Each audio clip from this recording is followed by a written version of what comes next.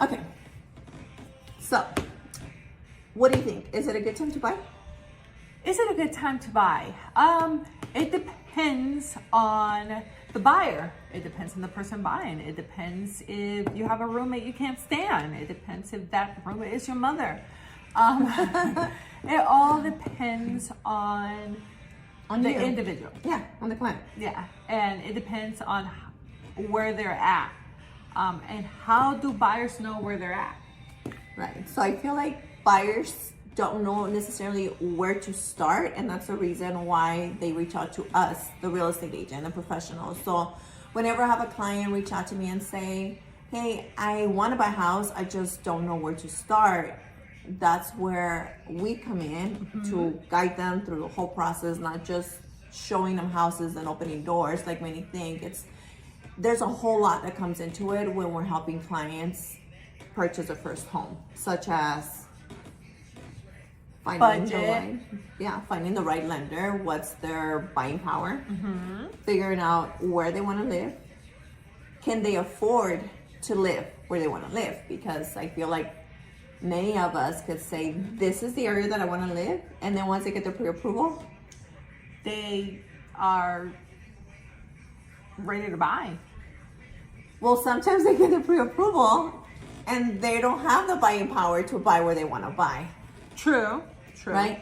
So then we have to come up with, okay, what's a backup? Where else would you want to buy? So for instance, recently I had a client who was adamant about buying in Buckeye. The area that he wanted to buy, which was in the Aurora area, was over the buying power that he was getting from the lender. Right? So it's about finding that happy medium. It is about finding a happy medium, but I think most buyers want to buy because they want to get out of a certain situation. Like, think about all the buyers you've had. For the most part, is I want to get out of where I'm at. Yeah, whether they're renting. Mostly it's because they're renting or they are living with a significant other. Yeah. I think, I would say most of them are like that. I think about 20% are people that already bought, that are going to sell, and they just want to upgrade or downsize. Yeah. I learned, she told me not to say downgrade. No, you never downgrade. You never downsize. Downsize. Yes. Things we learn, right? But I do think buying per se is very personal. So, and it's a big investment, and not everybody's ready at the same time, and everybody does it for certain different reasons. And when you're ready, or you think you want to buy, or if you don't know if you even want to buy, it's always good to talk to a realtor and to talk to a lender, because you might not be ready to buy this year, but you might be ready to buy in the future. So you need to know where you stand. So how soon would you say that a buyer, anybody, even if they're not a buyer, how soon do you think they should contact a lender and a realtor? I personally think even a year. Like, let's say for instance, you just signed your lease and you're like, okay, I think this is the last year I want to lease. Don't wait until month 11 to start looking for a real estate agent and for a lender. Like, I've had clients that reach out to me and say, I think I'm ready to buy, not today, maybe in 6 months, maybe in a year. And I'm like, perfect. I love that, because that's going to give you the chance to get with the lender, see where you're at as far as credit wise and income wise, see where you're at. Do you have to work on your credit to make it better so you can get a better interest rate? I highly always recommend reach out to a lender, see where you are, see where you need to be in order to buy during the time that you want to buy, see what price range you are looking at, that you qualify, that you think you're comfortable with the payment. And then we can also start talking about, is this the area that you want to be? Or yes, this is the area I want to be. Per my pre-approval, I think I'll be good. Great, keep doing what you're doing. And then once you're like 3 months out of your lease expiring, we can start looking and viewing homes. I would agree with you. And I know a lot of lenders are going to be like, no, but I do believe a year is good. And I tell my lenders, you might think, oh, a year is too long, but lenders are good in getting you money. So lenders want to help you to get your credit score up, and they're good in knowing exactly what to pay and what not to pay to get that credit score up.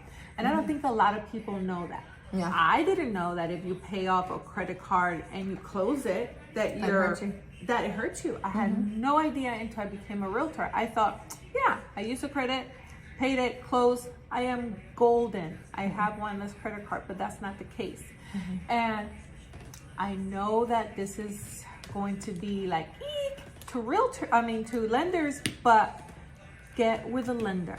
A lender will help your credit. It'll help your credit when it comes to buying a car. It'll help your credit when it comes to renting, if you want to rent for that year. But they are the ones that know how to fix your credit in such a way and what not to pay. And they're amazing. They will tell you pay $21 and it'll bring your credit score up 16 points. And if you are like me and you're like, oh, well, $21, well, then if I pay 25 is better, I just messed up. I don't know how they do it, but it's $21. They tell you pay exactly what to pay, exactly what not to pay, and they get you ready to, if not to buy a house, I would say they really help you go through life because everything is your credit. Yeah. Wouldn't you agree? Yeah. So I would say a year is perfect if you're thinking you're gonna buy a home in the future. Even 6 months, 6 months to a year. I feel like sometimes we come across buyers that are like, I've had buyers who are like, hey, I'm ready. My lease is expiring in 2 months. I want to start, getting pre-approved and looking at homes. And their credit score is not where they would love it to be. So they could get like a better interest rate with that credit score. So these buyers are not necessarily getting the best interest possible because their credit score is not where it should be. Where if they had a year to work on it and know exactly what to pay down to increase their credit score, then they would be getting a better rate. Correct. And I also think that a lot of buyers or people in general, just people in general, think that is hard. And the first thing is to do that first step. Everybody messes up, right? We were young. I didn't have perfect credit at one point in my life. And like at one point. At one point. But we're young and we don't know. And there's situations that happen in life. And not to say if you want to buy a home sooner, we work with amazing lenders that the biggest jump I have seen has been like 27 points in 2 months. They could do that for you. And right now we got, I think it was Evan or Juan, that he was telling us that you could get a loan depending on how much money you have down with 580 credit score. I mean, a lot of people don't know that FHA guidelines, if you have 10% down, you could purchase a home with 580. But not a lot of lenders like to mess with it. But we have lenders that don't mind. But usually, money talks, right? If you have a lot of money, you could buy it. I mean, what about people that don't have money? If people don't have money, well, let's talk about this right away. So if you want to buy a house, I don't believe in 0 down, 0, 0. No, like you have to have a savings. You have to have money saved. Like you cannot just get up and say one day I want to buy a house and have nothing in your savings. Like there's earnest money, which is typically 1%. There's the inspection that's taking place within the first 10 days. That can be anywhere from $300 to $500. There's the appraisal that comes after that. That could be anywhere from $500 to $1,000 depending on the lender and the house. There are closing fees, there's a down payment. So there's money that you do have to have saved. Now, there's a lot of programs out there that could say, hey, no money down, and then your realtor can get you the closing cost credits. Yes, we'll always try, but that's not up to us. That's up to the seller. It's how motivated is a seller to sell the house that's willing to pay for the closing costs for the buyer. And it depends if it's a buyer's market, a seller's market. Yes. The best thing that us realtors could do for you is find that seller that is willing to help a buyer. And we're really good at that in order to get you into that home. But to Christina's point, you do need some funds. Yeah. And the funds that programs do not cover is reserves. Reserves are the amount of money that you should have in your bank in order to cover, I would say, at least, is it 2 months or 3? So some lenders, that's a lender overlay. Some lenders require reserves, some lenders don't. But I personally feel that all lenders should cover reserves because that's like a cushion, like a savings. Like you said, it's 2 to 3 months to say, okay, if this month you don't have the money, you can pull it from your savings and not go default on your loan.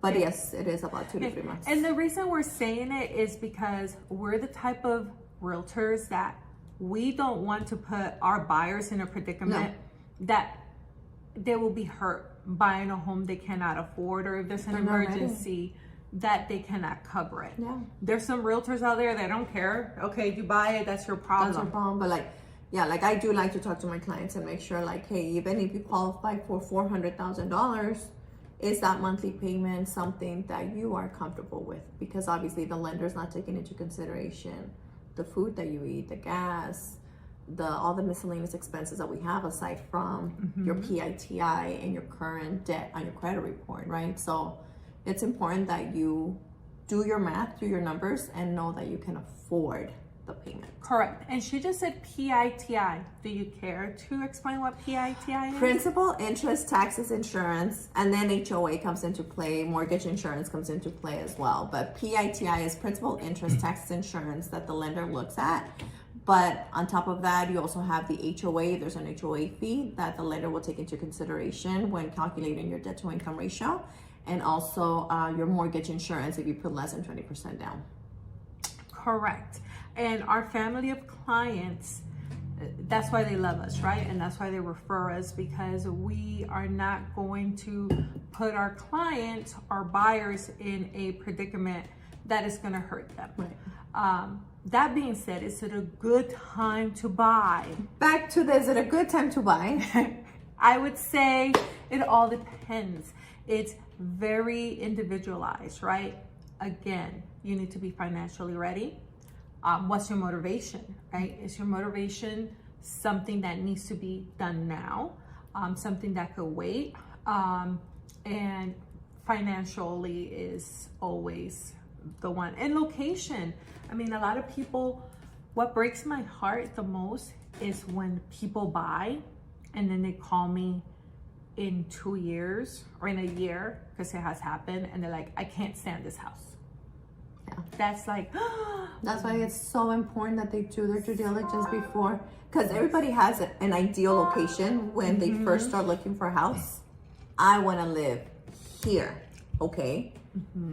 Can you afford to live there? And if you cannot afford to live there because those houses are they're higher on the price range than where you want to be, then what's your second most wanted location or third, right? But like when they just go and buy wherever, well, you have to do your due diligence. And like you said, to your point, I mean, aside from recently, like in the last couple of years that we've had clients come back and say maybe like a year or two, not necessarily my clients, I have helped clients sell houses that they've only been there for a couple of years, that they were not even my initial client, so I didn't sell them that house. But the ones that I have sold a house to prior to that, they do walk away with equity, right? So even if they sell 2 years later, I mean, unless they bought in 2022 and we're in 2024. Right now, it kind of like, it's like even. But like prior to that, they didn't throw away their money. If they would have been in an apartment, they would have nothing to show for. But even if they don't like the location, now they're walking away with some equity that they can put towards the new house, maybe in another location, maybe now in their desired location. True. And I think, again, when it comes to, is it a good time to buy, you need to make sure that you're buying for the right reasons. And what's the right reason to buy? Again, it's all personal, right? You need to move, you need to relocate. You're tired of throwing away your money. I know that sounds very cliche, but it is like When you're renting a house or you're renting an apartment, what do you have to show for when you walk out? Nothing. I mean, aside from the fact that you couldn't even paint the walls without asking the owner for permission, the fact that you can't make the house better to add equity to, like you have nothing to show for when you're renting. So that should be the number one reason why people want to buy. Would you say that if you're going to stay in one place for more than 5 years and you know you're going to stay for at least 5 years, should you purchase? 100%. You would say? Well, 100%. If you know you're going to be there 5 years. Like, unless you're purchase. thinking, I just moved to Arizona. Because I've had clients call me from out of state and they're like, honestly, I don't know where I want to be. I don't know where I want to buy. And then I say, okay, well, unfortunately, I cannot tell you this is a safe area or this is a great location or whatever, right? Like, I can guide to a certain extent, but it's up to them where they want to be. Because if I say this is a safe neighborhood and then God forbid something happens, I don't want them to come back and be like, you said it was a safe neighborhood, but I don't know. I mean, statistically, it could be, but I mean, at the end of the day, every neighborhood can have something bad. So is it a good time to buy? Depends. We would say relocating. If you're relocating to somewhere and you are going for a fact, you know you're going to be there 2 years, 3 years? At least 2 years. At least 2 years. Is it a good time to buy? Yes. I would say yes, because don't spend money renting when you could purchase and in 2 years sell it and hopefully make some money. I mean, you're going to be spending it in rent anyway. I would say for those that say, oh, well, I want to go live in the area, maybe invest in visiting the area a little bit more. Put your sleuth hat on and go to Facebook pages. Everybody, I think every single community. Yeah, every community is there. Has a Facebook page. And then they'll really say, the Facebook pages really say what they like and what they don't like. So is it a good time to buy if you're relocating? I would say if you're staying more than 2-3 years, it's always a good time to buy. But obviously, if you're only gonna relocate for a year and try it out and see maybe if you like it or you don't, I think that's where you should rent. Like, because obviously purchasing has way more expenses unless you literally know where you're going and that the market is great, that you know in a year you're going to be building equity, then possibly, right? Every situation is different. But I think if they're moving, let's say from Nebraska to Arizona to work and they want to see how it goes, maybe for the first year rent. That way you can know about the areas, know about the different cities and see where you want to be. Only if they know they're not going to be there 2 to 3 years. Right. Yeah, if it's just going to be for a year. Okay, so I'm going to change my thought process. Is it a good time to buy? Only if you're relocating for more than 2 years, then definitely it's always a good time to buy. Yep. Because, I mean, you still want to do your due diligence and see where you're going to buy. Yeah, unless rents are significantly lower. Yeah. I mean, which they're not right now. Which they're not right now. A few years ago there were, but right now, so many renters. Even now with the interest rates the way they are, I feel like there's still 3-4 bedroom apartments or houses that are renting for the same or even a little bit higher than what a mortgage would be. True. And then statistically speaking, is it a good time to buy, statistically speaking, here in the Arizona area, in Phoenix area? The answer is yes. Yeah.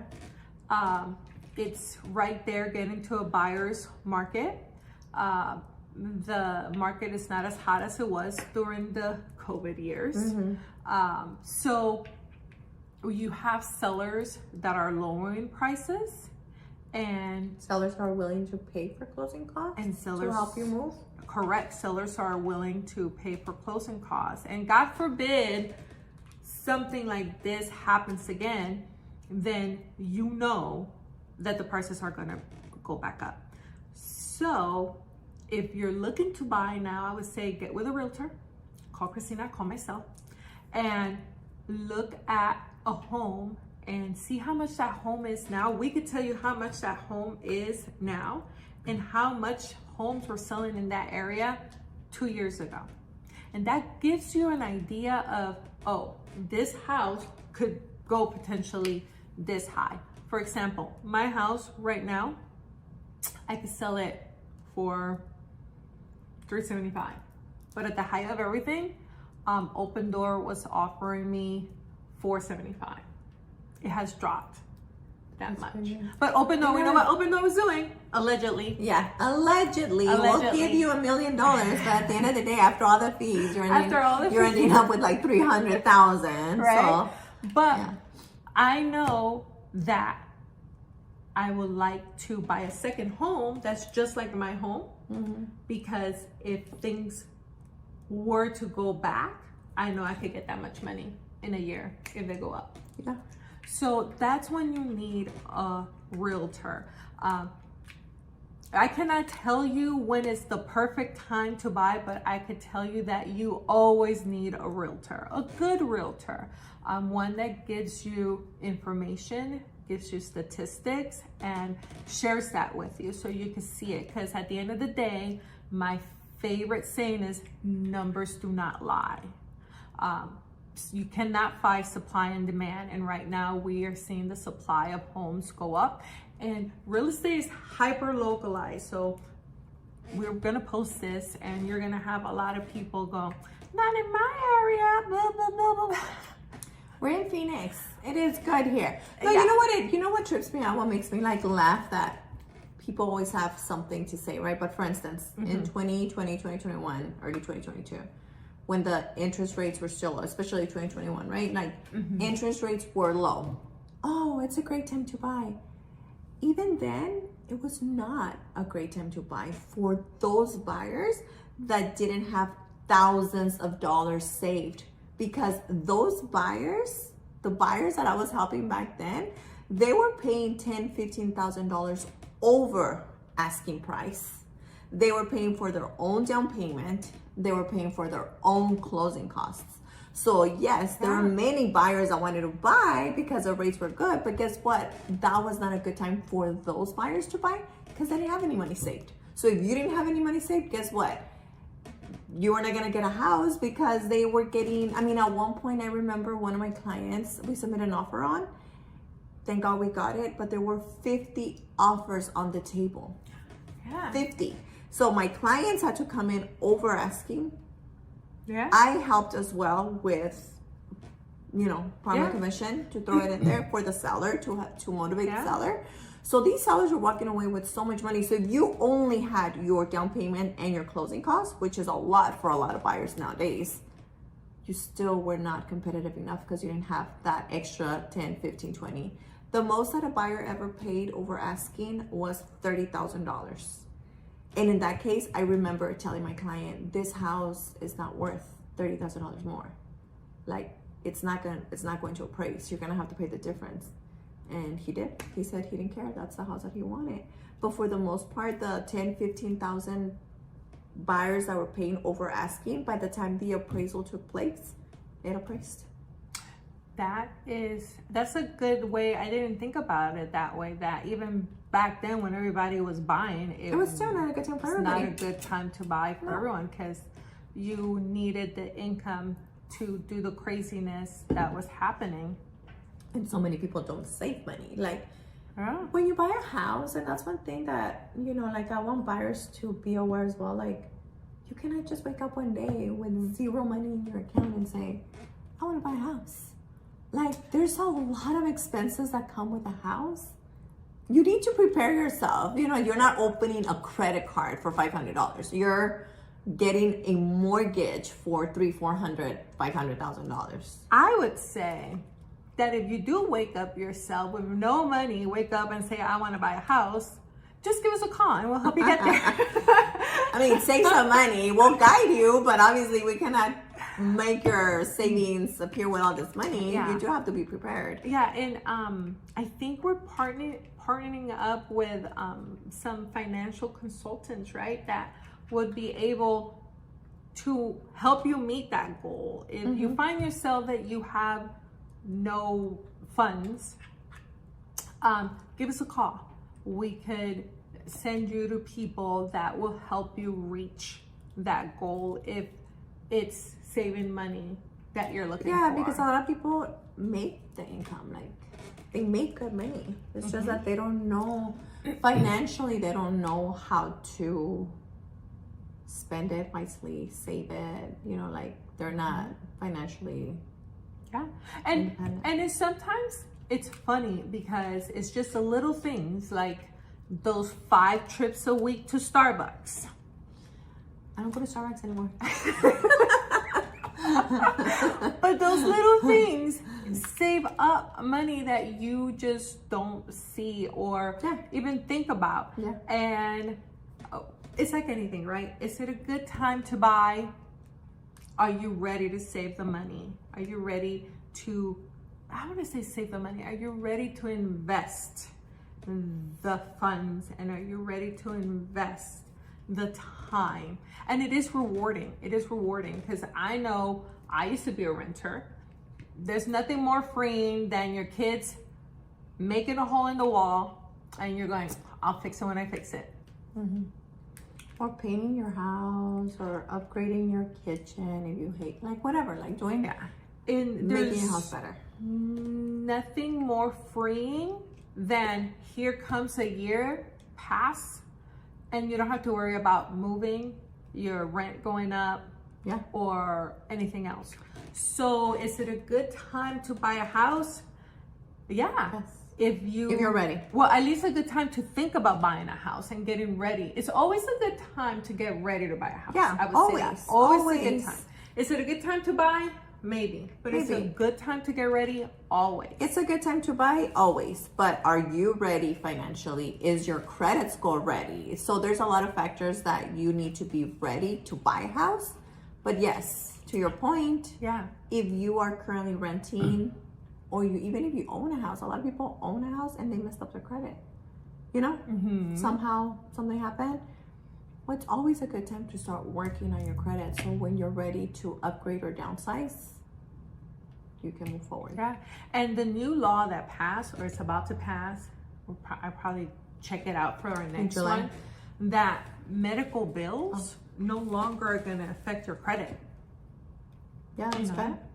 That's amazing because sometimes things those happen. Medical bills were messing with so many people. Sometimes you get sick. I mean, COVID, there's a lot of people that are suffering from long COVID and medical bills could really derail you. I feel like there has to be something done about the student loans because even that 1%, I mean, I don't know. Student loans are crazy for some people, but student loans and medical bills mess a lot of potential buyers up. Yeah. Is it a good time to buy if you have a student loan? A lender told me if you have a student loan and you don't owe anything, or it's not time for you to pay, not that you don't owe anything, call them and try to do the least payment as possible. And then you show that to your lender as to what your future payment will be, so they can take that into consideration. So they could take that into consideration, because if not, some lenders do 1%. 1%. And if your conventional is 1%, it's 1% if you're conventional, and your FHA is 0.5% that they take into account. So again, those are things that if you're looking to purchase a home, you need to get with a good team that will go ahead and help you and look at your own individual personal circumstances and help you out. I've worked with this particular potential buyer for over 2 years, just guiding her through all of that. She knew she wanted to buy a couple of years ago when I met her. And it was just periodic phone calls. Okay, this is where I'm at. Me telling her, okay, work on getting X, Y, and Z. Do this, do that, do this. And then she was ready a few months ago. Good. And that's perfect, because 2 years ago, like you said, it was very difficult. But she didn't even have the funds. So by now she had the savings. She had built her credit, like her credit score, obviously.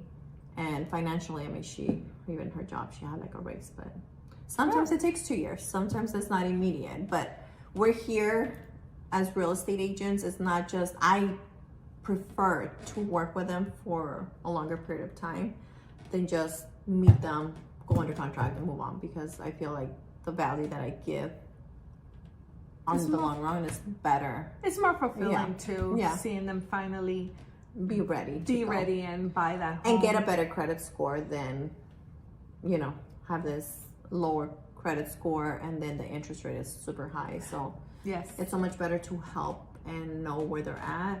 And then when they're ready to buy, they're excited and they can afford the monthly payment. 100%. So at the end of the day, is it a good time to buy? It all depends on you and your situation. But it's always a good time to get ready to purchase a home. Yeah. That is something that you should always have in your back pocket, right? You should always know if you could purchase a home, or at least you're ready, because you never know when situations might happen that you're gonna have to say, you know what, I'm tired of my landlord, I'm tired of my in-laws, I'm tired of whoever, and you're gonna go ahead and purchase your own home and have your own space. That's all for today. We're gonna go ahead and see you next time.